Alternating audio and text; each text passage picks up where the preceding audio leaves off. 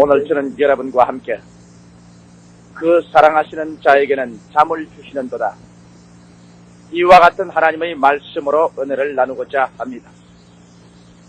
모든 교역자가 다 그런 바와 같이 1974년 첫 주일 예배를 맞이한 저는 74년을 살아갈 성도님들에게 드릴 말씀을 하나님께 한 주간 동안 강구했습니다.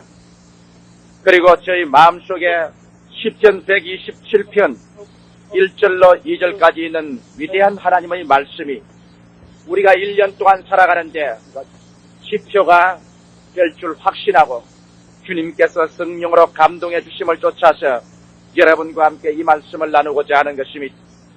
여호와께서 집을 세우지 아니하시면 세우는 자의 수고가 헛되며 여호와께서 성을 지키지 아니하시면 파수꾼의 경성함이 헛사로다.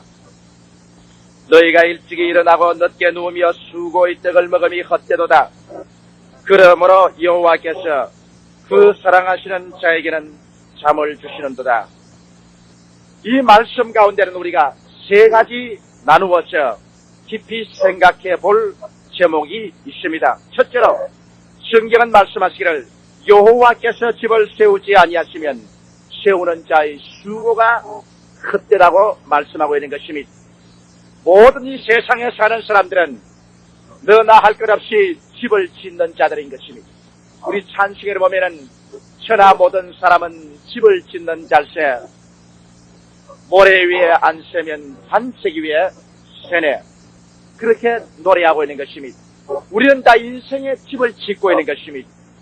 물론 건축 자료를 가지고 눈에 보이는 들어가서 살 수 있는 이 집을 우리가 짓고 또 그 속에 들어가서 살지만은 눈에 보이지 않는 인생의 집을 모두 다 짓고 있는 것입니다.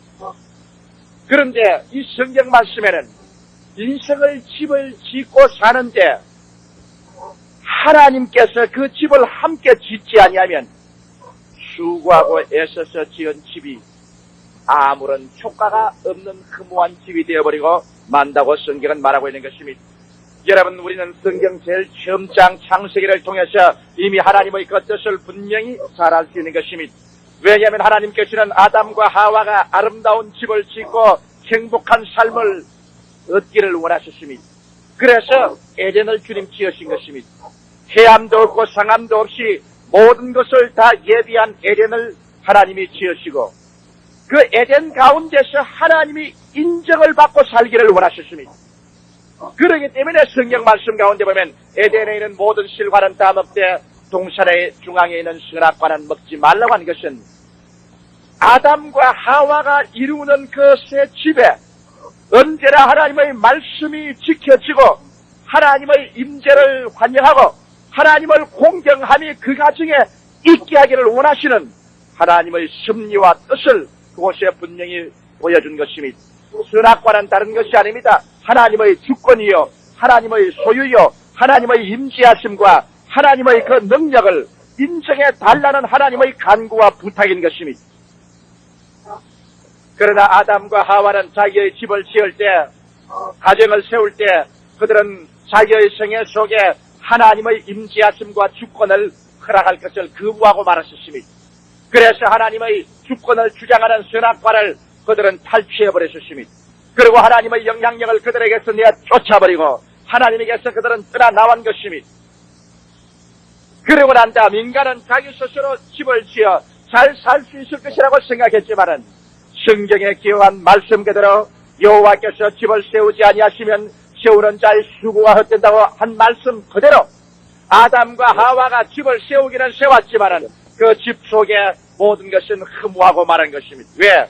이미 아담과 하와의 애정은 사라졌었습니다. 아담은 하와에게 원망하고 서로 책임을 전가시켰습니다. 그들이 낳은 맏자식이 둘째 자식을 쳐 죽였습니다. 그들이 가는 발걸음마다 은거기와 가시가 나셨습니다. 그들의 생활은 이마에 땀을 흘려야 먹고 사는 생활의 노예가 되었습니다. 그리고 그들은 흙에서 나시니 쓸쓸히 앞서거리 뒤서거리 북망상천으로 떠나가버리고 많은 비극이 다가오게 된 것입니다. 그래서 인간이 집을 지을 수 있지만 여호와께서 함께 그 집을 짓지 아니하시면 인간의 모든 수고가 공수가 되고 만다는 것을 하나님께서 분명하게 말씀하고 계신 것입니다. 여러분 누가복음 15장 11절로 32절에 보면은 우리 주 예수께서 분명히 사실을 또다시 재강조해서 말씀해주고 있는 것입니다. 한 가정의 아버지가 두 아들을 데리고 있었습니다. 이 아버지는 하나님을 상징하고 두 아들은 바로 우리 세상 사람들을 말하는 것입니다. 그 중에 둘째가 와서 말하셨습니다. 아버지여, 내게 속한 분깃을 내게 주소서. 나는 아버지와 같이 살고 싶지 않습니다. 아버지께서 나에게 영향력을 미치고 우리 가족의 중심되기를 원치 않습니다. 나는 내 집을 세우기를 원합니다. 내게 속한 분깃에 재산을 내게 주소서. 아버지가 그 아들에게 각각 재산을 나누어 두었더니 둘째가 그 재산을 가지고 아버지 없는 먼 나라로 떠나가 버리고 말한 것입니다. 역시 이 아들이 집을 세우되 여호와 없이 집을 세우기를 원한 인생을 보여주신 것입니다. 그가 세상에 나가서 집을 세웠었습니다. 아마 결혼도 했는지 모르겠습니다. 돈이 있습니다. 그가 나가서 여호와 없이 세운 집의 가는 운명적인 길은 무엇인 것입니까? 성경이 분명히 말하기를 그가 나가서 중국에는 허랑방탕하게 되고 말았다는 것입니다. 집에 아버지가 중심에 서지 않고 아버지가 없는 그 생활 속에는 인간의 가는 길은 중국적으로 허랑방탕인 것입니다. 인간이 육신의 정욕과 안목의 정욕과 이생의 자랑을 따라 육신의 쾌락을 쫓아서 하나님 사랑하는 것보다 쾌락을 더 사랑하며 산 결과는 성경에 보니 기근이 다가오게 된 것입니다. 기근이 다가와서 비로소 가난하게 되었었습니다. 배가 고프고 집에는 불을 떼지 못하여 춥고 친구들은 떠나가고 몸은 병들고 잊지 않고 덮게 되니 이제는 내집 생활과 결핍 생활을 해야 됩니다. 어찌할 수 없이 그는 직장을 구하여 짐승을 치는 돼지 치기가 되었으나 그 속에서 배불리 먹을 수가 없어 비로소 아버지 없이 세우는 자기의 생활에 비극을 깨닫게 된 것입니다. 지금 이 시간에도 아버지를 중심으로 섬기고 사는 우리 집에는 그 종들조차 있을 것과 먹을 것이 많은데 아버지 없이 내 개인의 집으로 집을 세우겠다는 나는 모든 수고가 헛되고 말았구나. 이제 나는 여기서 줄여 죽는구나. 이제 내가 돌아서서 아버지께로 돌아가리라. 그래서 회개하고 아버지를 섬기는 여호와를 중심으로 삼은 가정을 내가 이루어야 되겠다. 그래서 그가 회개하고 돌아오는 장면이 그곳에 기록되어 있는 것입니다. 여러분 예수께서 말씀한 사실은 우리 개인의 생활 속에 여호와께서 집을 세우도록 하나님 중심으로 모시고 하나님께서 집을 세우도록 하나님을 믿고 있지 않은 하나님 중심의 생활, 하나님이 우리 생활의 목표가 되는 이것을 갖지 아니하면 우리의 모든 수고는 헛되어버리고 만나는 것입니다. 이 사실이 오늘날 우리가 사는 현실적 생활과 역사가 얼마나 뚜렷하게 증가하고 있지 않습니까? 우리는 여호와 없이 세계의 역사를 창조하려고 했었습니다. 여호와 없이 인본주의적으로 우리가 사는 인생의 집을 이 세계 속에 지으려고 했었습니다. 상당히 집이 잘 지어지는 것 같았었습니다. 모든 것이 잘 지어졌었습니다. 그리고 아름답고 영화롭게 살 것 같았었습니다만 그러나 제2차 세계대전 이후로 경제가 발달되고 사람의 생활이 여유가 있게 되고 레이저가 있게 되자마자 사람들은 영적으로 정신적으로 육체적으로 병들기 시작한 것입니다. 인간은 생활의 목표와 방향을 잃어버리고 말한 것입니다. 그렇게 해서 인간은 쾌락주의로 타락하기 시작했었습니다.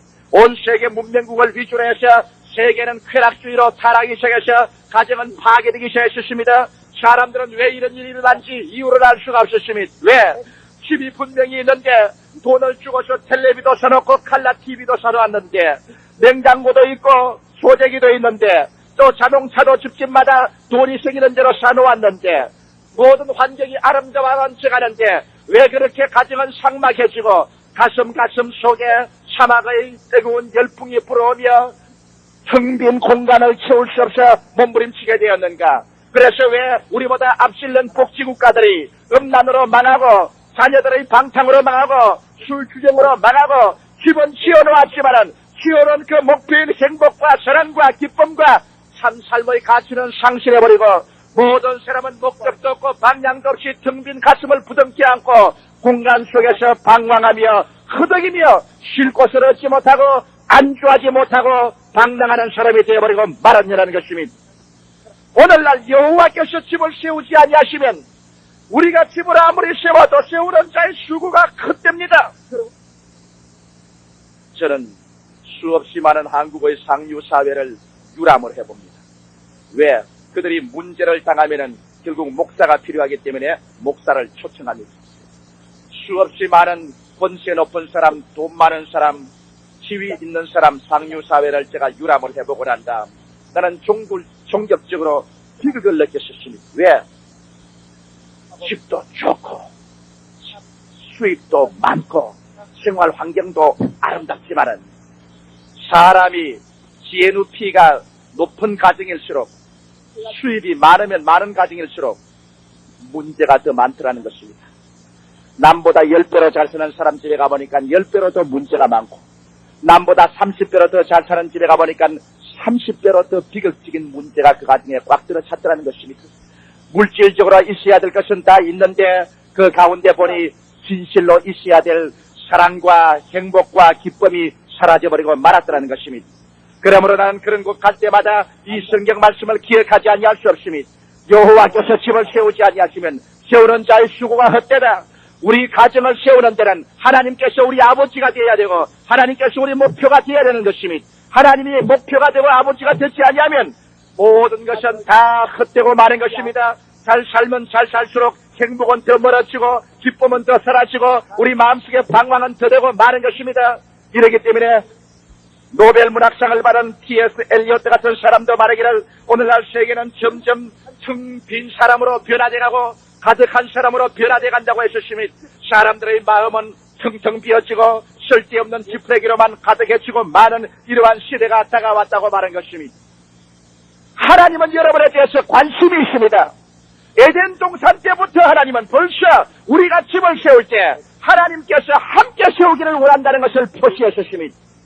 그러기 때문에 선악과를 만든 것입니다. 이것은 선악과 쳐다볼 때마다 내 말을 기억하라. 선악과를 쳐다볼 때마다 나의 임재를 기억하라. 선악과를 쳐다볼 때마다 에덴 동산에 하나님의 주권을 행사한다는 것을 인정하라. 그것인 것입니다. 오늘날 여러분 아담과 하와만 선악과를 따먹은 것이 아니라 여러분 우리도 우리의 사회도 우리의 현실국가와 세계가 여호와의 권위를 빼앗아버리고 그를 쫓아버리기 때문에 우리의 집을 세우는 수고는 헛되고 만 것입니다. 나는 1974년도의 생활은 여러분의 가정에 여호와를 다시 한번 같이 집을 세우는 아버지로 모셔서 여호와 아버지가 여러분의 생활의 목표가 되고 시시각각으로 여러분의 여호와 아버지 주위에 모여 앉아서 아버지를 중심으로 하고 사는 생활과 가정으로 집을 세우게 되기를 바라며 이렇게 될 때 비로소 여러분이 적은 수입이라도 그 수입이 기름이 흐르게 되는 것입니다.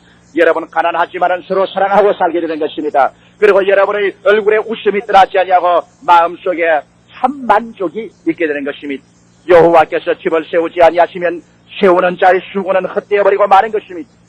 이것은 한 개인의 문제만 아닌 것입니다. 국가와 사회가 여호와를 중심으로 삼고 국가의 집, 사회의 집, 세계의 집을 짓지 아니하면 그 수고는 헛되고 마는 것입니다.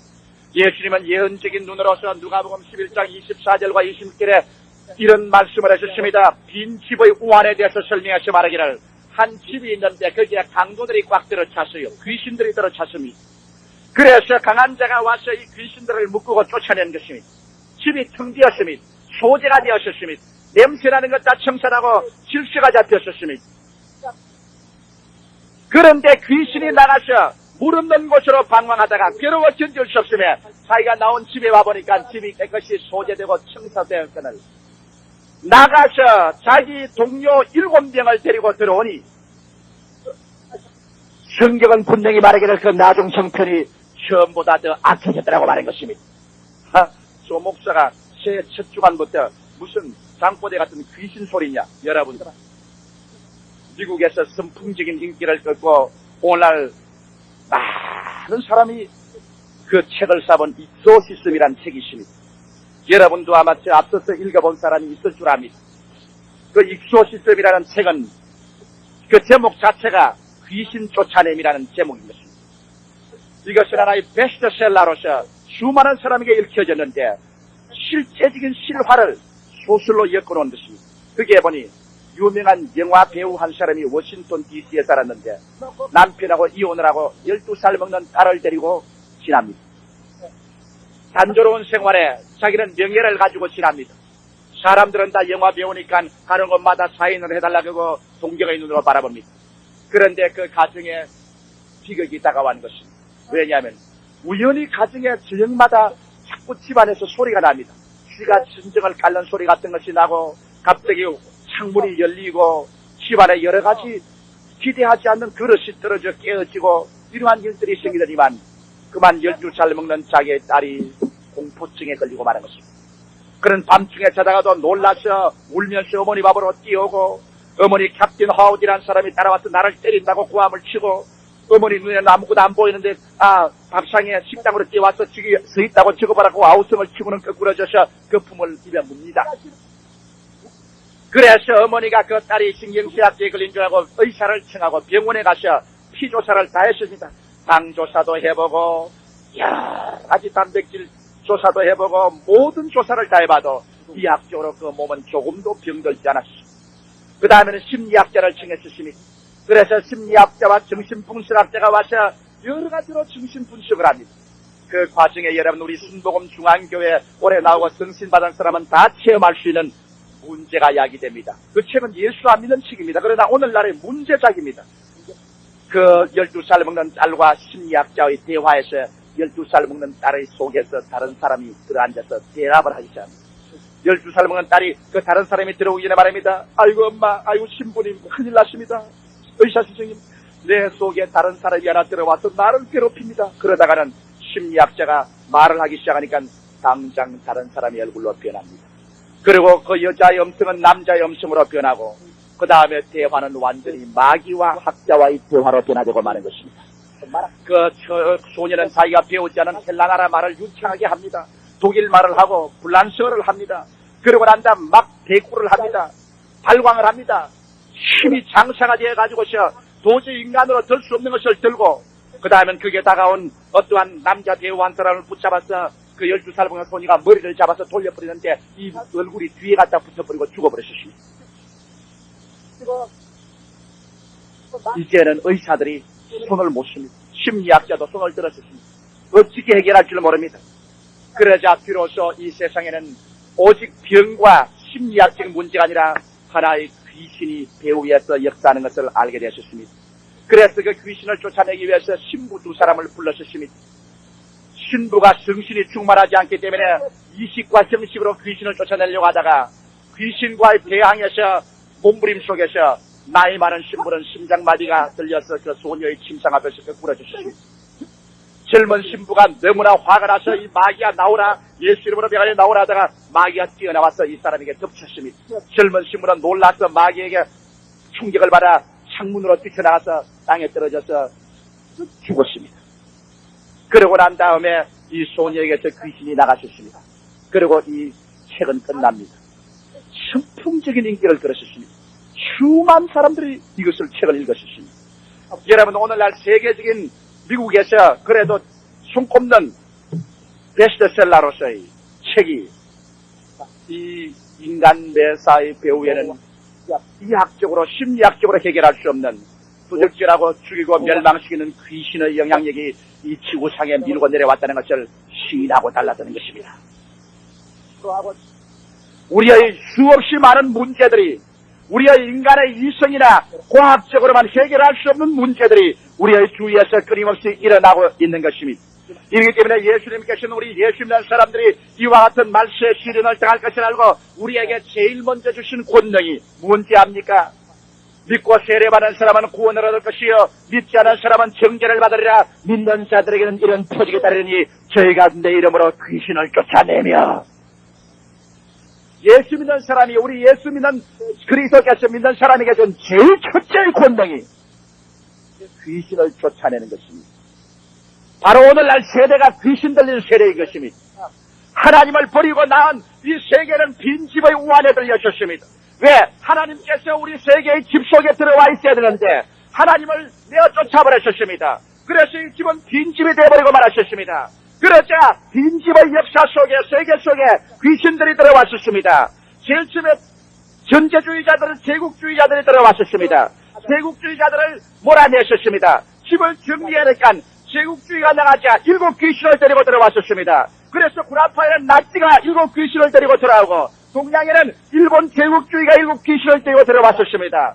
그래서 이 나치와 일본 제국주의를 쫓아버리고 정리하면 이 세계는 꿈같이 잘 살게 될 것이라고 생각했어요. 나치주의와 제국주의를 내쫓아버렸습니다. 그러자 그 다음에는 이것이 나가더니만 그 빈집에는 그것보다 7배나 더 지독한 공산주의라는 악기를 가지고서 이 역사 속에 다시 귀신이 들어왔었습니다. 여러분, 공산주의가 소련에서 공산주의 혁명을 성취하기 위해서 감옥에 갇혀서 사람을 총살한 수만 해도 170만이 넘는다고 합니다. 공산주의 사회 속에서는 사람의 정신적인 가치를 인정하지 않습니다. 공산주의는 막스 레닌의 유물주의에 입각해서 인간은 하나의 물질에 불과하다는 것입니다. 인간의 영혼이니 정신이니 예술이니 문화니 음악이니 종교니 하는 것은 인간 육체 물질의 그림자에 불과하다는 것입니다. 사람이 몸이 죽으면 그림자가 없어지는 것처럼 사람의 몸이 죽어버리면 그림자 같은 영혼도 없어지고 정신도 문화도 예술도 다 없어지고 마는 것입니다. 공산주의 사회 속에서는 물질밖에는 필요 없습니다. 점과 끝까지 물질이요. 사람의 가치는 물질을 생산할 때 사람의 가치가 있고 물질을 생산할 수 없으면 가치가 없습니다. 그러므로 공산주의 사회는 물질을 생산하기 위한 하나의 그리고 지위를 확보하기 위한 권력 투쟁의 기관이며 사람을 얼마든지 죽여도 상관없는 철학이 구성되었습니다. 왜? 사람은 물질에 불과하니까 쓰레기더미 같이 죽여서 숙청을 하고 내 없애버려도 아무런 가치가 없습니다. 인간에는 영원성이 없기 때문인 것입니다. 여러분, 나치 독일이나 일본 제국주의보다도 더 무서운 7배의 더 무서운 귀신이 왔습니다. 이제 우리들은 말합니다. 공산주의를 박멸해야 된다. 이 세계의 집 속에서 공산주의를 내쫓아내야 된다. 그들만 내쫓아버리면 우리에게 집이 소재되고 깨끗하고 질서하게 될 것이다. 천만에요. 빈집의 우환에 대한 예수 그리스도 예언의 말씀은 여러분 계속되는 것입니다. 이제 공산주의가 쫓겨날 날이 있습니다. 공산주의 귀신이 물러나갈 일이 있습니다. 그러나 성경은 또 말하기를 공산주의 귀신이 나가자 말자 이것이 얼마 동안 돌아다니다가 7 귀신을 데리고 들어왔다고 말하셨습니다. 성경에는 마지막 7 귀신은 무엇인 것입니까? 적그리스도 7 귀신이 들어와서 이제 공산주의보다 더 무섭게 온 세계를 마지막 물고 찢고 짓밟으리라고 말하고 있는 것입니다. 여러분, 오늘날 문명을 우리 사람들이 생각하는 것처럼 그렇게 좋아만 줍니까?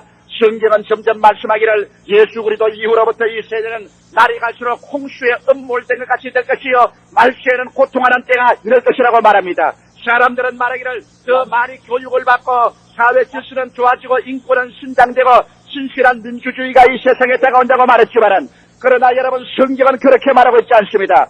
성경은 음산한 내일을 예언하고 있는 것입니다. 성경은 보면은 이 빈집의 우환은 계속되어 새로운 주의를 내쫓으면 더 악한 주의가 들어오고 그걸 내쫓으면 7배나 더 무서운 악기가 들어온다는 것입니다. 그러므로 다음의 세대는 1980년대의 세대는 여러분과 내가 상상할 수 없을 만치 인권은 위축되고 민주주의는 사라지고 또다시 독재주의와 무서운 제국주의가 이 세계를 휩싸는 그러한 시대가 정서적으로 보면 다가오고 있는 것입니다. 여러분, 1974년도는 올해는 음산한 해입니다.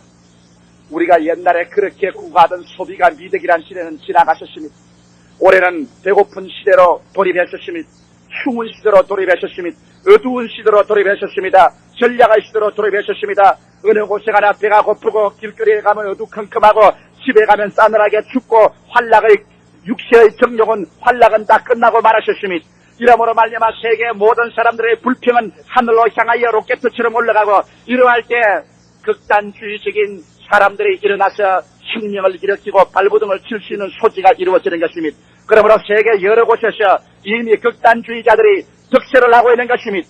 소요를 떨고 있는 것입니다. 이러므로 말미암아 민주주의와 인권은 점점 사라지고 민권은 점점 위축되고 세계는 또다시 독재주의의 무서운 발톱에 잡혀 들어가는 그러한 정황으로 흘러가고 있는 것입니다.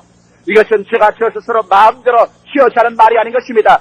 성경이 그렇게 가르치고 있는 것입니다. 빈집의 우환이 그것을 가르치고 있는 것입니다. 이러므로 이러한 말세에 점점 살기가 어려워지고 사랑이 식어지고 수많은 사람이 시험에 들므로 예수 주님이 말씀하기를 내가 이 세상에 올 때 믿는 자를 보겠느냐고 말씀한 것입니다. 우리는 이러한 때 우리가 견뎌내기 위해서는 성령으로 충만함을 받아야만 되는 것입니다. 인간의 힘으로는 여러분 이겨낼 수 없는 여러 가지 시련들이 많이 다가올 때 우리가 성령으로 충만한 바라면 우리 성령께서 우리를 붙잡아주는 것이니 성경은 예수께서 말씀하기를 내가 지금 너에게 이럴 것이 많으나 지금은 너희가 감당치 못하리라. 그러나 성령을 보내리니 저가 와서 죄에 대하여 의에 대하여 심판에 대하여 세상을 책망하고 제가 너를 통하여 기도해주며 제가 너를 가르치고 깨우치며 힘을 주고 인도해주겠다고 말씀한 것입니다. 지금의 시대야말로 체간자라도 이제는 넘어뜨리는 시대에 다가왔기 때문에 오늘 제3부 예배 나와서 저희 설교를 듣는 여러 분 중에도 여러분 마음은 원치 아니로되 환경에 억압되어서 그리스도를 영접하지 못하고 세상으로 타락한 자가 있을지도 모르는 것입니다. 그러므로 오늘날 시대야말로 우리는 이제 잠에서 깨어나야 될 것이요 지금이야말로 우리는 성령으로 충만하여 빈집의 우환에 우리도 끌려 들어가지 말아야 되는 것입니다. 개인적으로 마음이 비었으면 일곱 귀신이 점령합니다. 가정이 비었으면 일곱 귀신이 점령합니다. 사회가 그리스도를 배반하면 일곱 귀신이 점령합니다. 국가와 세계가 그리스도를 배반하고 있는 이 오늘날 현실은 즉 그리스도의 일곱 귀신이 와서 점령하여 나중 형편이 처음보다 더 악하였습니다. 사람들은 세상이 점점 살기 좋아진다 하지만은 여러분 나는 기간론자입니다. 세계 역사에 대해서 그리스도를 배반하고 하나님을 내어쫓은 세계 역사에 대해서 비관적으로 나는 말합니다. 나를 욕할지 모르겠습니다. 그러나 성수적으로 보게 될 때 하나님을 내어쫓은 세상은 나중 상태가 처음 상태보다 점점 더 악해집니다. 더 무서워집니다. 더 어려워집니다. 더 무섭게 이제는 점점 우리 인간의 민권은 위축되고 인간의 자유는 희박하게 되고 독재는 더 무섭게 세상을 휩싸게 되고 즉 그리스도의 수용돌이 속에 세계는 빠져들어가고 마는 것입니다. 이 세계의 유일한 희망은 공중에서 재림하는 예수 그리스도밖에 희망이 없습니다. 그러므로 우리 예수 믿는 사람은 이럴 때 이제는 믿음을 굳세게 하고 성령으로 충만하여 오실 그리스도를 바라보고 우리는 쉬지 말고 기도해야 될 때가 온 것입니다. 그러면 결국 여호와께서 집을 짓지 못하게 하고 쫓아내버린 인간의 집, 빈집, 이러한 인간의 종말은 어떻게 될 것인 것입니까? 이미 잘 예언된 사항 아닙니까? 창세기 11장 1절로 구절에 보면 바벨탑의 비극이 그곳에 기록되어 있는 것입니다. 노아의 후손들이 동방으로 옮겨다가 시날 광야에 들어오자 말하기를 자, 이 뜰이 넓고 좋구나. 우리는 하나님 같은 거 필요 없다. 우리는 진흙으로 벽돌을 대신하고 돌을 대신하고 이 역청으로 진흙을 대신해서 우리 성을 쌓자. 성 꼭대기가 하늘에 닿게 하자. 그래서 우리 이름을 내고 우리 지상의 흩어짐을 피하자. 여기에서 우리 이름으로 유토피아의 세계를 만들자. 그래서 그들이 성쌓기를 시작했습니다. 소일 바벨탑인 것입니다. 그럴 때 성경은 말하기를 여호와께서 하늘에서 내려다보시고 우리가 내려가서 저들을 혼잡게 하자. 저들이 경영하였으니 막을 자가 없을 것이라. 여호와께서 내려와서 그들의 언어를 혼잡게 하며 그들이 말이 서로 알아듣지 못하게 되었습니다. 그래서 진흙을 올려달라면 엽천이 올라오고 돌을 올려달라면 나무가 올라오고 서로 이견이 일치되지 못하여 싸우고 욕을 하고 주먹질하고 세워져버리고 바벨탑은 무너졌습니다. 이것은 여러분 놀랍게 인류 역사를 예언하는 것 아닙니까?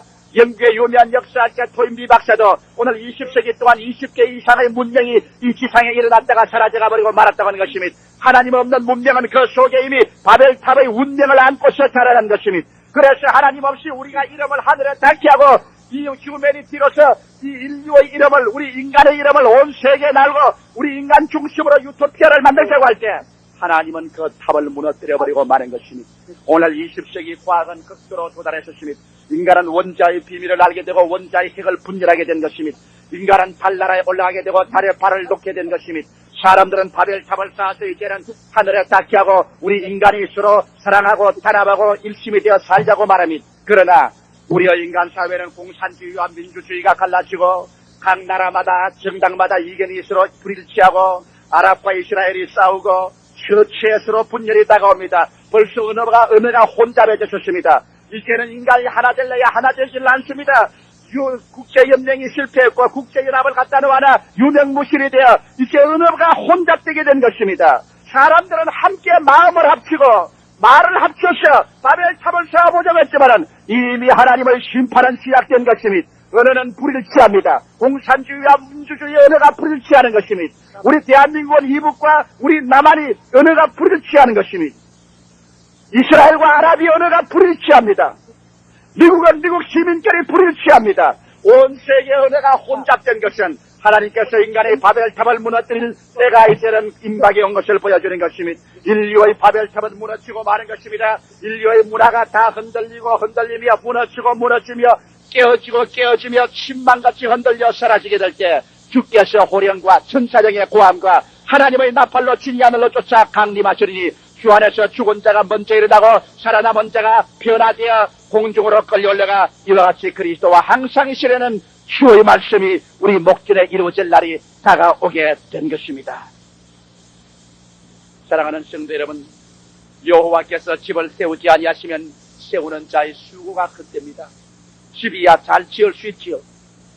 그러나 내용을 잃어버린 집은 스스로가 사막이 되고 마는 것이니 둘째로 이 성경은 우리에게 말씀하기를 여호와께서 성을 지키지 아니하시면 파수꾼의 경성함이 헛으라고 말하셨습니다. 사람들은 집을 짓고 난 다음 하는 일은 성을 짓습니다. 왜? 집을 짓고 난 다음엔 집을 지키기 위해서 성을 지어야만 되는 것입니다. 사람들은 결혼하고 가정을 이루고 집을 지으면 그 다음 성을 쌓아야 됩니다. 직장의 성을, 경제적인 성을 쌓아야 됩니다. 사회적인 지위의 성을 쌓아야 됩니다. 환경의 성을 쌓아야 돼요. 이래서 사람들은 성 쌓기 위하여 눈에 혈안이 되는 것입니다. 그들은 어쩐지 직장을 얻어야 되겠다. 수입을 얻어야 되겠다. 경제적인 성을 쌓아야 되겠다. 물질적인 성을 쌓고 지위의 성을 쌓고 사회적 환경적인 성을 쌓아서 그래서 내 집을 튼튼히 지켜주고 보호해보겠다고 성을 쌓고 그를 지키려고 혈안이 되는 것입니다. 그러나 성경은 여기 분명하게 말씀하기를 여호와께서 성을 지키지 아니하시면 파수꾼의 경성함이 어사로다. 성을 못 짓는다는 말은 아닙니다. 너희가 성을 짓기는 짓는다. 그러나 성을 짓기는 지어서도 그 성을 유지하지 못한다. 무너지고 파괴되고 다 흩어지고 말 운명의 것이라는 것입니다. 여러분, 성은 언제나 하나님이 지켜야 견고하겠습니다. 세계 제1차 대전과 2차 대전, 한국전쟁, 중동전쟁 등을 보게 될 때 국가와 국가가 성을 쌓아놓고 성 넓히기 운동을 했습니다. 1차 대전 독일을 중심으로 한 연합국이 자기들의 국가의 성을 쌓고 저 하나님을 잊지 않은 영국과 대결했었습니다. 그러나 어떻게 된 것입니까? 여호와께서 성을 지키는 영국이 여호와께서 성을 지키지 않은 독일 성을 무너뜨리고 말한 것입니다. 2차 대전에는 여러분 저 이태리와 독일과 일본이 삼국 주축국을 삼아서 그들은 여호와를 대적하여 싸웠었습니다.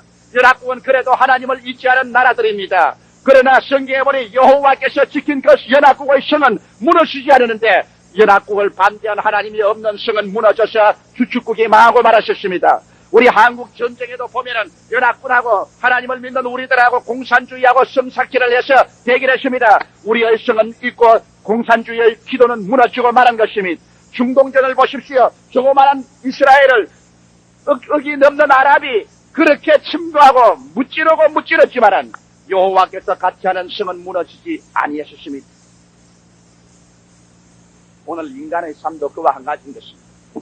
여러분, 우리가 잘 살아보려고 애를 쓰고 아침에 일찍 일어나고 저녁에 늦게 누우며 수고의 떡을 먹고 수고의 물을 마신다고 하더라도 하나님을 공경하고 하나님을 의지하고 주님께서 우리를 지켜주도록 주의 날개 밑에 믿음으로 거하지 아니하면 인간의 성사가 하루아침에 와르르 무너지고 마는 것입니다. 아마 이 자리에 참석한 부영자매님 여러분은 인생의 성사기를 해서 성이 몇 번이나 무너진 성을 바라보고 피 비린내 나는 쓰라린 심정을 안고서 그를 바라본 사람이 많을 것입니다. 나는 대개 보니까 예수 믿고 나오는 사람들은 다 성이 한두 번 무너져야 예수 믿고 나옵니다. 성이 무너지지 않을 때는 야 이거 내 성이다. 천년 만년 살고 찌고 그렇게 하다가 성이 와르르 무너지니까 인간의 힘으로 성을 쌓아도 지킬 수가 없구나. 천부 여지없어 손들고입니다. 주님께 나오는 사람을 나는 수없이 보고 있는 것입니다. 여러분, 오늘 1974년도에 우리가 아무리 인간의 수단과 방법과 노력으로 성을 쌓고 그 성을 지키고 넓히려고 하지만은 여호와께서 같이 하지 아니하시면 수고와 고생을 실컷 하고 난 다음에 여러분의 도모하는 그 성은 지켜나지 못하고 무너지게 되고 말 것입니다. 여러분, 인생의 성이 그렇지 않습니까? 여러분과 나는 하나의 인간으로서의 성입니다. 돈 벌고 지위 얻고 청춘을 얻고 비타민이나 그렇처럼 단백질을 섭취하면서 천년만년 살아보려고 인간의 성을 쌓지만은 인간이 살면 70이요 강건하면 80이라 인간의 성은 무너지고 마는 것입니다. 풍망상천으로 가게 되고 한 주머니 흙으로 사라지고 인간의 성은 다 무너지고 마는 것입니다. 궁극적으로 인간은 자기의 생명을 보존하고 지킬 성을 세울 수가 없습니다. 여호와께서 성을 지키지 아니하면 성을 지키는 자의 수고가 헛되고 마는 것입니다. 그러므로 우리는 금세 우리의 성을 지켜줄 뿐 아니라 영원한 멸세까지 우리의 성을 지켜줄 자를 알고 있는 것입니다. 와서 죽었다가 부활하신 그 예수 그리스도, 그분이 내게 들어와서 내가 그분께 의지하고 있을 때, 그분이 내 성을 담당해 주실 때, 그런 이 세상에 살 동안에 나의 물질적인, 나의 생활적인 환경의 성만 지켜줄 것이 아닙니다. 그런 말하기를 그 나라와 그 일을 먼저 구하라. 그리하면 이 모든 것을 내게 도와주리라. 그러나 우리의 궁극적으로 우리의 성이 무너져서 인생을 떠나야 되고 이제 장망성을 다 버리고 등지에 두고 영원히 떠나가야 될 때, 그때 주님께서는 우리에게 영원히 무너지지 않는 세계를 주시는 것입니다. 추하지 않고 쇠하지 않고 더러워지지 않은 하늘나라 성을 우리에게 주시는 것입니다. 사도 요한은 말하기를 내가 보니 하늘에서 성이 내려오는데 신부가 신랑을 위하여 단장한 같은 새 예루살렘이더라고 말한 것입니다. 영원한 성, 새 예루살렘의 성, 이것은 그리스도에게 의지한 사람에게 주님께서 주시는 것입니다. 그러므로 사랑하는 성도 여러분, 여호와께서 성을 지키지 아니하면 파수꾼의 경상함이 헛사라는 것을 잊지 마시고, 여러분이 아침에 일찍이 누우며 저녁에 일찍 일어나며 저녁에 늦게 누우며 수고의 고생을 하더라도 그 성이 견디지 못하는 것을 이해하고 우리 이 시간에 금세의 성을 지켜주고 영원의 성을 지켜주는 나사렛 예수 앞에 여러분의 1974년도의 세계를 내어 맡기게 되시기를 주님의 이름으로 축원합니다. 셋째로 이 성경은 말하기를 그러나 여호와의 그 사랑하시는 자에게는 잠을 주시는 도다라고 말한 것입니다. 세상의 집은 허무하게 되고 세상에 쌓은 성은 무너져 가는데 여호와의 그 사랑하는 자에게는 잠을 주신다. 그러면 잠이라는 것은 아무것도 안 하고 빈둥빈둥 놀고 자는 것을 말합니까? 아니요. 잠이라는 것은 휴식을 말하고 치료를 말하는 것입니다. 염려와 근심과 고통이 회오리 바람처럼 치우는 그 가운데서 마음에 편안한 휴식을 가지게 되고 모든 것이 치료함을 받는 것이 바로 잠인 것입니다. 그런데 이 성경에 한 가지 조건이 있습니다. 여호와께서 그 사랑하는 자에게라고 말하는 것입니다. 아무에게나 잠을 준다고 말하지 아니하시고 그 사랑하는 자에게는 잠을 주신다고 말하는 것입니다. 여호와의 그 사랑하는 자는 누구신 것입니까? 나는 오늘 이 시간에 이 세 번째 그 사랑하는 자를 여러분께 설명하고 우리 성탄을 떼도록 하겠습니다. 성경 창세기 22장에 보면 그 사랑하는 자의 모습을 보여주는 것입니다. 아브라함의 나이가 이제는 120여세나 되었습니다. 100세에 낳은 아들 이삭이 20여세쯤 아마 되었을 것입니다. 그러니 아브라함의 마음이 그 아들을 바라볼 때 얼마나 대견스러운지 아주 몸소리 날 정도만큼 귀엽고 좋았었습니다. 왜 그러냐니까 이제 100세에 난 아들이 와서 아침에 아버지 편안히 주무셨습니까? 내 아들이구나. 아버지 저녁에 편히 주무십시오. 밥상을 가져와서 같이 드십시다. 아버지 몸이 아픕니까? 수족을 만져줍니다. 마음에 아브라함 보니 저것이 내 생명의 연장이구나. 보니 대견스럽습니다. 그런데 하루는 하나님께서 아브라함에게 그 사랑하는 자의 시험을 하기 시작한 것입니다. 그 사랑은 시험을 해봐야 하는 것입니다. 하나님께서 아브라함에게 말씀하기를 아브라함아 내 사랑하는 외아들 내 독자를 모리아산에 데리고 가서 각을 뜨고 장작불에 얹어가 불로 찔러서 내게 제물로 드리라. 청천 하늘의 병력입니다. 자, 여기에서 아브라함이 내 중심의 인간이 될 것이냐, 그 사랑하는 자가 될 것이냐, 그는 시련의 복지겠습니다. 여러분 성경에 보니 아브라함이 아침에 일찍 일어나서 나귀의 안장을 세우고 종들을 데리고 나무를 준비해서 칼과 불을 가지고 아들과 출발했다고 했습니다. 왜? 아브라함은 여러분 조금이라도 그 집에 더 머물려면 인간의 육정과 애정이 그를 붙잡아서 그로 하여금 하나님께 불순종하고 하나님의 사랑하는 자가 되지 못하게 될 줄 알았기 때문에 그런 하나님 명령이 떨어지자 지체하지 말고 그 명령을 집행해야 될 것을 알고 그 아들을 데리고서 그는 모리아산으로 갑니다. 왜 모리아산으로 꼭 가야 됩니까? 사흘길을 걸어갑니다. 사흘길이라는 것은 바로 그 기간 동안에 하나님께서는 그 사랑을 시험하는 것입니다. 사랑이라는 것은 언제나 순종과 믿음을 동반합니다. 순종과 믿음이 있으면 사랑이 표시되는 것입니다. 그래서 사흘길을 걸어가는 동안에 하나님께서는 아브라함을 순종과 믿음을 시험해보는 것입니다. 여러분, 사흘길은 고되고 괴롭습니다. 첫날을 걸어가서 예관방에서 잠을 잡니다. 아들이 와서 뜨뜻한 물을 길러와서 아버지의 발을 다 씻겨주고 그 다음에는 옷을 다 바꿔 입혀드리고 수족을 만져주고 아버지 주무십시오 하고 그 앞에 들어누워 자는데, 자는 그 아들의 모습을 보니 얼마나 잘났고 씩씩하고 좋아 보이는지 아브라함이 잠을 못 자고서 그 아들을 물끄러미 바라보고 내가 너를 잡아서 각을 떠서 장작뿌리에 얹어 불로 태워서 제물로 드리다니. 말이 쉬워 그렇지 여러분 쉽지 않습니다. 이러한 문제는 감정이 그 속에 포함되어야 이해할 수 있어요. 제가 이 설교를 여러 번 했고 이 성경을 여러 번 읽었습니다. 나이 30이 될 때까지 저는 이것을 별로 깊이 감격 없이 읽었습니다. 뭐냐면 뭐 아들 잘나면 주면 그뿐이지 뭐 답답할 거 뭐 있노? 또 없으면 또 놓으면 그뿐이고 그렇게 답답할 게 있겠나? 그렇게 제가 쉽게 생각을 했는데 아닌 게 아니라 내가 아버지가 되고 보니까 정말 마음이 그렇지 못해요. 제가 이 성경 구절을 읽으면 마음이 흠출해지고 했습니다. 왜 그러니까 나도 그렇게 하라면 어떻게 하고 싶어가지고요. 왜? 내 새 놈을 가만히 두고서 내가 여러 번 생각해봤습니다. 나는 우리 집사람이 저보고 당신은 신경이 너무 과민하고 너무 예민하다고 합니다. 저는 성경에 누가 뭘 하라고 명령을 해놓으면 자꾸 나하고 비교해봅니다. 내가 그 자리에 가서 그 명령을 하면 나는 할 수 있겠는가 자꾸 물어봅니다. 저는 아브라함의 자리에 나를 여러 번 놓아봤습니다. 너 맏아들을 잡아서 각을 떠서 제물로 드리라. 아버지, 맏아들은 안 되겠습니다. 정말 그놈은 내 맏아들인데다가 얼굴도 나를 딱 닮았다고 사람들이 말을 해요. 그리고 성격도 나하고 굉장히 닮았었습니다. 아버지, 걔는 굉장히 상냥하고 애교도 많고 싹싹한 애인데 걔를 내가 드리다니요. 아버지, 맏아들은 정말 안 되겠습니다. 그러면 둘째 놈을 드리라. 예? 아이고, 그 녀석은 꼭뚱한 녀석이 사나이답습니다. 별로 말도 없고 고집은 황소 고집입니다. 그건 하겠다면 아무도 손을 뗄 수 없습니다. 그놈 하나만은 잘하면 뭘 할 것 같은데요. 아유, 그놈을요. 그놈은 또 음악을 잘해요. 좌우간 텔레비에서도 음악 하나만 들으면 아무도 뭐래도 그는 다 외워서 다 따라합니다. 그놈은 보면 귀염성이 있는데 아버지 그놈만은 뭐 횟집에 들어갈 맛이십니다. 아버지 하나님이세요.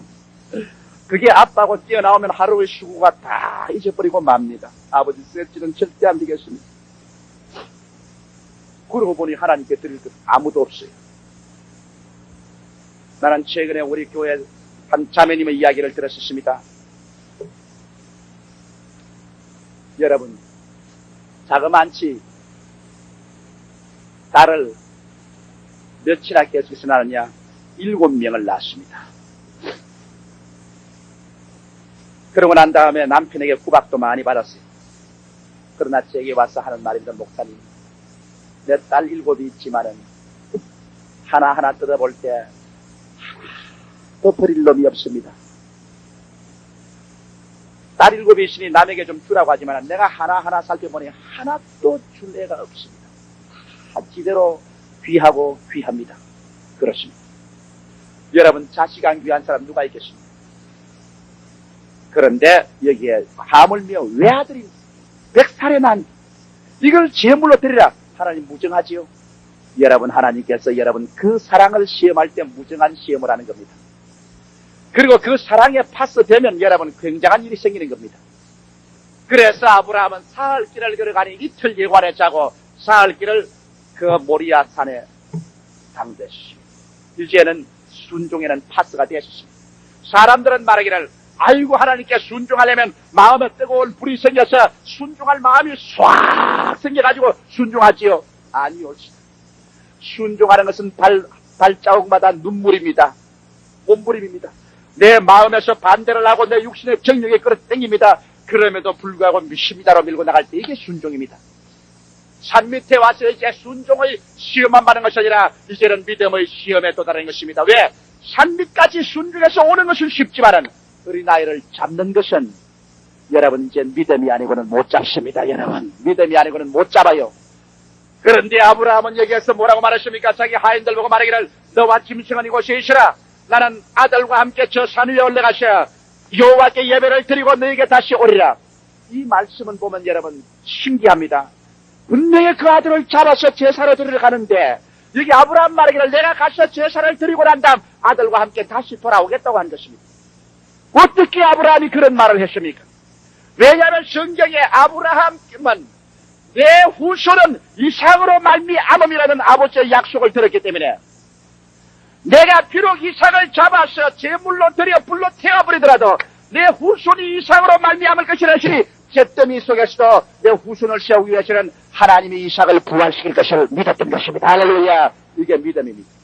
오늘날 사람들이 세상에서 얻는 지식은 두 가지 지식을 가지고 삽니다. 감각적인 지식이 있습니다. 여러분께서 눈으로 보고 귀로 듣고 코로 냄새 맡고 맛보고 손으로 만져서 얻는 체험적인 지식과 학교에서 얻는 이성적인 지식 이런 것을 통틀어 감각적인 지식이라고 하면 우리 성경은 계시적인 지식인 것입니다. 여러분 감각적인 지식으로 사는 사람은 인간으로서의 밖에 살지 못합니다. 그러나 이 성경에 주신 하나님의 묵시적인 말씀, 계시적인 지식을 가지고 살면은 이 계시는 여러분 감각과 어긋날 때가 많습니다. 눈에는 아무 증거 안 보이고 귀에는 아무 소리 안 들리고 손에는 잡히는 것 없고 내 학교를 같이 듣고 내 인간의 경험으로 깨달을 수 없는데 성경은 그렇게 말하고 있습니다. 이것은 무엇이냐? 감각적인 지식이 아니라 묵시적인 계시적인 지식이요. 여러분이 계시적인 지식을 통하여서 보고 듣고 만지고 살게 되면 계시적인 지식으로 사는 사람은 하나님처럼 살게 되는 것입니다. 할렐루야. 그러므로 여기 아브라함이 인간의 감각적인 지식으로 보게 되면 아들을 잡아서 죽여버리면 그 끝장났지. 그러나 아브라함은 계시적인 지식으로 보았습니다.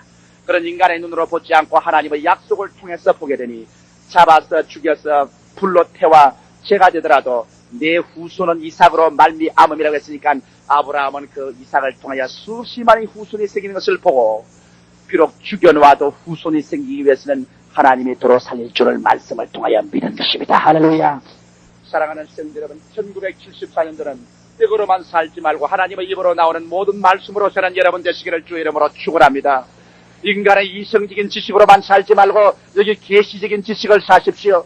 계시적인 지식으로 살기 위해서는 몸부림이 필요합니다. 마음에 의심이 다가옵니다. 마음에 공포가 다가옵니다. 마음에 절망이 다가옵니다. 그러함에도 불구하고 하나님께서 말씀하시니 믿습니다로 밀고 나갑니다. 그럴 때 계시적인 지식이 감각을 초월해서 이기는 것입니다. 아브라함은 아들을 데리고 산 위에 올라가서 단을 쌓고 그 다음에는 나무를 벌려놓고 갑자기 덤벼들어서 아들을 잡아 눌러셨습니다.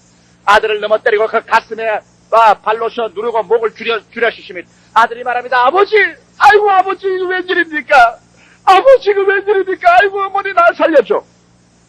여러분 그도 아버지인데 그 마음이 안 뜨거워지겠습니까? 눈에 눈물이 안 나겠습니까? 가슴이 메이지 않겠습니까? 목이 메이지 않겠습니까? 손이 떨리지 않겠습니까? 인간적인 감각적인 지식으로 보면은 이젠 다 살았구나. 너 죽고 나 죽고 이젠 다 살았구나. 인간적인 지식을 통해서 볼 때는 절망이지만은 계시적인 지식을 통해서 볼 때는 죽여놔도 살아난다. 여러분 인간적인 지식을 따르겠습니까? 계시적인 지식을 따르겠습니까? 인간의 경험을 따르겠습니까? 하나님의 묵시를 따르겠습니까? 수없이 많은 신자들이 이 갈림길에서 그만 하나님의 계시를 내어버리고 인간적인 지식을 따라 나섬으로 말미암아 오늘날 기적은 사라지고 마는 것입니다. 여러분 믿음이란 것은 바로 인간적인 지식을 초월하여 묵시적인 계시의 지식을 받아서 눈에는 아무것도 안 보여도 믿습니다로 믿고서 밀고 나갈 때 주님께서 그 믿음을 보시고 내 믿은 대로 될지어다 말씀하는 것입니다. 믿음은 눈에 보여야만 되는 것입니다. 믿음은 여러분 머릿속에 생각하는 것이 믿음이 아닙니다. 성경 예수께서 중풍병 환자의 믿음을 보시고 내 침상을 들고 걸어가라고 하신 것입니다. 주님께서는 반드시 믿음을 보십니다. 여러분의 믿음을 주님께서는 볼 수 있습니까? 아브라함의 믿음은 볼 수가 있었습니다. 모리아 산까지 오는 것은 순종으로 왔었습니다. 어린아이를 잡는 것은 믿음으로 잡습니다. 죽여놔도 살아날 것을 믿기 때문에 그런 그 자기 아들을 묶어서 장작 위에 앉혀놓고 칼을 빼서 들었었습니다. 그 눈으로 바라봅니다. 눈망울이 뚫려서 눈물을 흘리며 공포에 떠는 그 아들을 향하여 칼을 내리치려고 할 때 아브라함이 믿음의 눈으로 안 봤으면 절대로 못 칩니다. 여러분 왜냐하면 나는 이런 실화를 읽어보았어요. 아프리카 추장한 사람이 자기 신의 계시를 받아서 자기 딸을 굴을 파서 산채로 파묻어서 제사로 드리라고 했었습니다. 그래서 그는 자기의 모든 동리 사람을 다 데리고 자기의 딸을 파묻기 위해서 땅을 팠습니다. 그리고 딸을 그 속에 집어넣으니까 딸이 아빠 이리 와. 왜? 아빠 수염에 흙이 묻었어. 그러면서 자기가 파묻히기 전에 아빠를 안고 수염에 흙을 틀어주니까 아버지가 그만 눈물을 줄여지며 아유 이놈의 자식아 신이고 목다이고 다 집어 치워버려 나오라고 집으러 가자고 그만 그 딸을 안고 얼싸안고 그냥 가버리더랍니다. 부모의 애정은 추장이나 아프리카 사람이나 우리나 한 가지인 것입니다. 아브라함이 만일 죽어도 살려낸다는 믿음이 없었으면 그는 아들을 향하여 칼을 들지는 못했을 것입니다. 그러나 여기에 여러분 32,500가지의 하나님의 약속의 말씀이 있습니다. 인간적인 감각적인 지식으로 볼 때는 어리석기 짝이 없는 말들이 꽉 들어차 있습니다. 그러나 묵시적인 지식으로 볼 때는 모두 다 없는 것을 있게 하시고 죽은 자를 살리시는 기적이 일어날 소지가 말씀 속에 꽉 서려 있는 것입니다. 할렐루야. 그리고 이 말씀을 받아서 믿고 나갈 때 주님은 말씀합니다. 지금도요 내 믿음대로 될지어다. 마침 아브라함이 믿음으로 말미암아 하나님 말씀을 통하여 죽여도 산다는 믿음으로 찌를 요구할 때 하늘에서 음성이 들었습니다. 아브라함아, 네 아들을 해치지 말라. 네 외아들, 네 독자도 아끼지 아니한 것을 내가 보고 이제 네가 내 사랑하는 줄 아노라. 뒤를 돌아보니 수양 한 마리가 등굴에 걸려 울고 있는지라 아들을 내려서 풀어주고 그 수양을 잡아서 제물로 들여서 불태웠습니다. 그러자 하나님은 거기에서 위대한 계시를 주었습니다. 아브라함아, 내가 나 이름으로 맹세하여 너를 축복하느니 너에게 복주고 복주며 너를 번창케 하고 번창케 하리라. 그러고 난 다음 하나님의 이름을 계시해 주었습니다. 여러분, 하나님 이름 무엇인지 압니까? 여호와 이레시라. 그 해석은 이렇습니다. 여호와 그 산에서 예비하시리라. 여호와가 아무 데서나 예비한다고 말 안 했습니다. 오늘 수없이 말하는 사람이 약간하면 여호와 이레시라, 여호와 예비하시나니, 예, 예비하시지. 그러나 잊지 말 것은 여호와의 산에서 예비하시리라. 여호와는 예비하는 하나님이시지만은 당신의 산에서 예비하십니다. 여호와의 산은 어떠한 산입니까? 순종과 믿음의 산인 것입니다. 할렐루야. 순종과 믿음의 산에 와야 여호와가 이래가 되는 것입니다. 여호와의 산에서 예비하십니다. 우리 하나님은 예비하시는 하나님인 것입니다. 우리 하나님께서는 여러분의 영적인 생활을 예비하실 뿐 아니라 우리의 물질적인 세계를 다 예비하십니다. 우리 하나님은 이미 아담을 위해서 에덴을 예비하실 뿐 아니라 여러분과 나를 위해서 저 새하늘과 새 땅과 새 예루살렘도 이미 예비해 놓은 것입니다. 그런데 수없이 많은 사람이 왜 하나님을 예비한 것을 누리지 못합니까? 성경 고린도 전서 2장 9절에 하나님이 자기를 사랑하는 자를 위해서 예비해 놓은 모든 것을 눈으로 보지 못하고 귀로도 듣지 못하고 사람의 마음으로 깨닫지 못하였다 한것 같으니라. 그러나 성령으로 이것을 보여주겠다 그러는데 어디에서 성령이 우리를 이끌어서 영혼이 잘됨같이 범사에 잘됨에 강건하고 생명을 어떻게 넘치게 얻는 하나님의 예비한 곳으로 이끌겠습니까? 여호와의 산에서 예비하시리라. 할렐루야.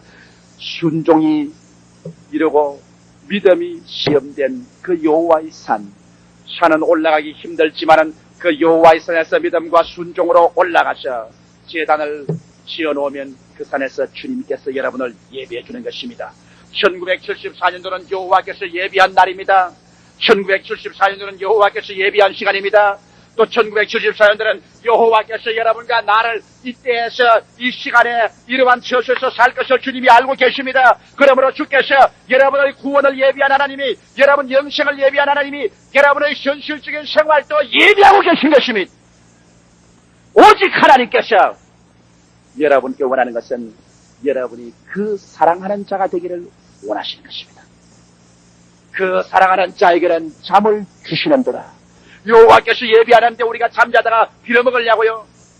그러나 주님께서 그 사랑하는 자에게는 잠을 주십니다. 마음에 예비한 하나님을 알기 때문에 온갖 세상이 다 소용돌이 치고 흩어져가도 나는 두려워하지 않다. 여호와께서 나를 위하여 예비하시니 나는 쉴 수밖에 없다. 모든 나는 휴식을 갖고 치료를 얻고 정말 여호와를 의지하여 살 수 있는 것입니다.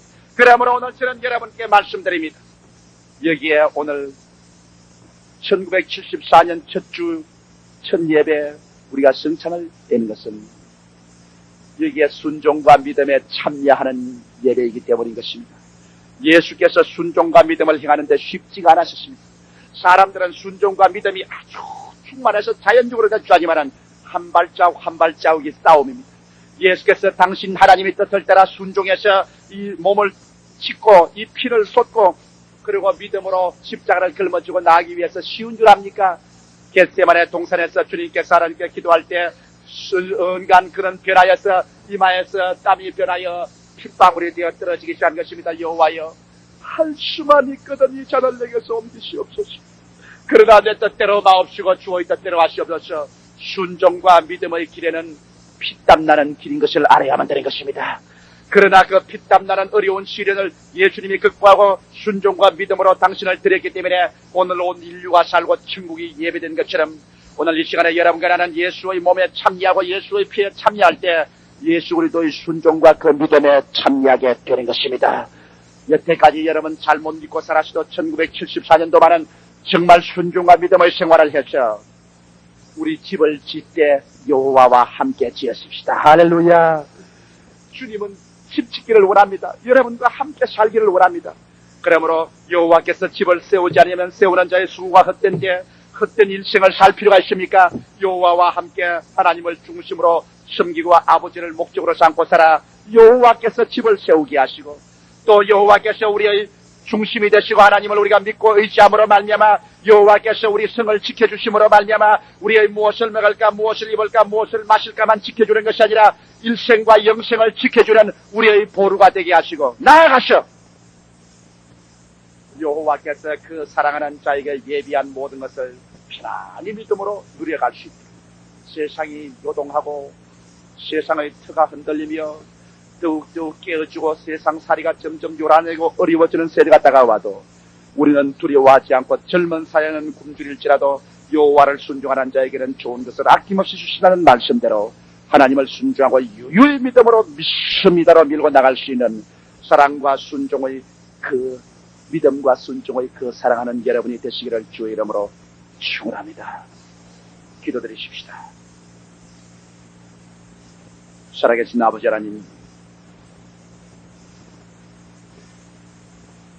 하루의 시간은 그 아침의 계획에 1년은 정월 첫날의 계획에 있다고 하셨습니다. 우리는 74년도 첫 주일을 성찬 예배로 주님 앞에 고개를 숙였습니다. 그리고 하나님이 주신 10편 127편을 하나님이여 성령께서 주시는 말씀으로 받았습니다.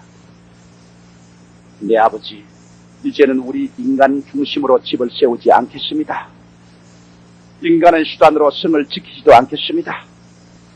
여호와, 우리 중심에 모시고 하나님을 우리 삶의 목표로 삼고 집을 세우고 성을 지키고 순종과 믿음으로 나감으로 여호와께서 우리에게 잠을 주실 줄 믿습니다. 쉼이 없는 요란스러운 세상에서 휴식을 주시고 여호와를 따라 승리로운 생활로 전진해 나가게 하옵소서. 날 살아계신 아버지, 여기 이제 우리는 우리의 순종과 믿음을 굳히기 위해서 그리스도의 성찬에 동참하고자 합니다. 예수님의 피에 동참하고 예수님의 살에 동참하여 예수님과 함께 죽고 예수님과 함께 부활하여 이제 남은 우리 여생은 하나님 앞에서 승리로 사는 우리들 되게 하여 주시옵소서. 아버지 하나님 말씀과 성령으로 오늘 말씀들은 모든 우리 심령을 깨우쳐 주시옵시고 우리 아버지께서 완악한 마음 다 깨어지게 하여 주시옵소서. 오늘 그 발 앞에 엎드리게 하여 주시옵소서. 준비하는 마음을 주옵소서. 예수님 이름으로 기도하옵나이다. 아멘.